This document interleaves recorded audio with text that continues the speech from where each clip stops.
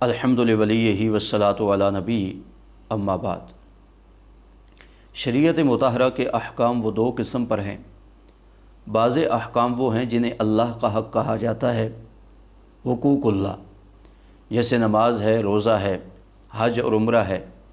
یہ عبادات وہ ہیں جو خالصتاً اللہ کا حق ہیں۔ دوسرے قسم احکام وہ ہیں جن کا تعلق بندوں کے حقوق کے ساتھ ہے، جن کو حقوق العباد کہا جاتا ہے، جیسے والدین کے حقوق، اولاد کے حقوق، استاذ کے حقوق، شاگرد کے حقوق، میاں بیوی کے حقوق، پڑوسیوں کے حقوق۔ ان سب کا تعلق حقوق العباد کے ساتھ ہے۔ اللہ رب الجلال کا حق ادا کرنا جہاں ضروری ہے، وہیں بندوں کے حقوق کو پورا کرنا بھی ہماری ذمہ داری ہے۔ اور علماء کرام نے یہ لکھا ہے کہ اگر معاشر کے دن اللہ رب الجلال اپنا حق اپنی رحمت سے معاف کرنا چاہیں تو معاف کریں گے، لیکن بندوں کا حق اس وقت تک معاف نہیں ہوگا جب تک کہ صاحب حق خود اپنا حق معاف نہیں کرے گا۔ اس لیے جہاں حقوق اللہ کی پاسداری کی تاکید قرآن و سنت میں آئی ہے، وہیں حقوق العباد یعنی بندوں کے حقوق کو پورا کرنے کی تاکید بھی آئی ہے۔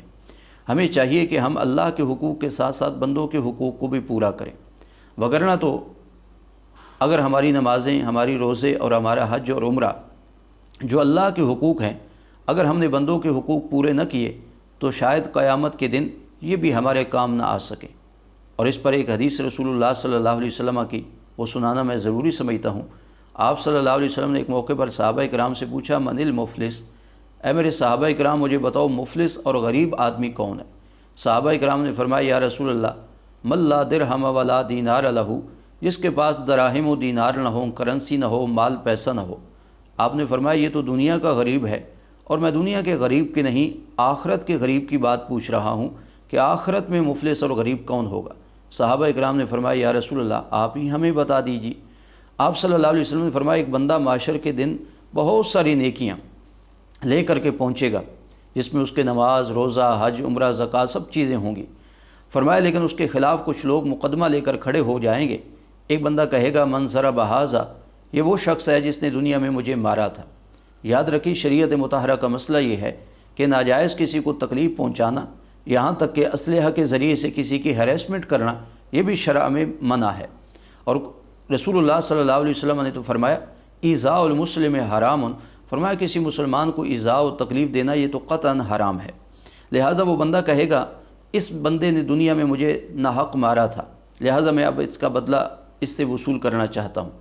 اب وہ معاشر کا میدان ایسا تو نہیں ہے کہ وہاں مال پیسہ دے کر کے انسان جان چھڑا لے، وہاں بدلے کی صورت کیا ہوگی؟ رسول اللہ صلی اللہ علیہ وسلم نے فرمایا، اللہ تعالیٰ فرمائیں گے، اس بندے نے جس نے دنیا میں اس شخص کو ناجائز ناحق مارا تھا، اس کی نیکیاں اس صاحب حق کو دے دی جائیں، لہٰذا اس کی نیکیاں اس بندے کے نامہ اعمال میں ڈال دی جائیں گی۔ ایک اور بندہ کھڑا ہوگا اور وہ کہے گا، من شتم ھذا، اس بندے نے دنیا میں مجھے گالی دی تھی۔ اور یہ بھی یاد رکھیے شریعت مطہرہ میں اس چیز کی بھی ممانعت ہے۔ رسول اللہ صلی اللہ علیہ وسلم نے فرمایا، سباب المسلم فسوق، فرمایا کسی مسلمان کو گالی دینا یہ بہت بڑا گناہ ہے، لہٰذا اس چیز سے منع ٹھہرایا گیا ہے۔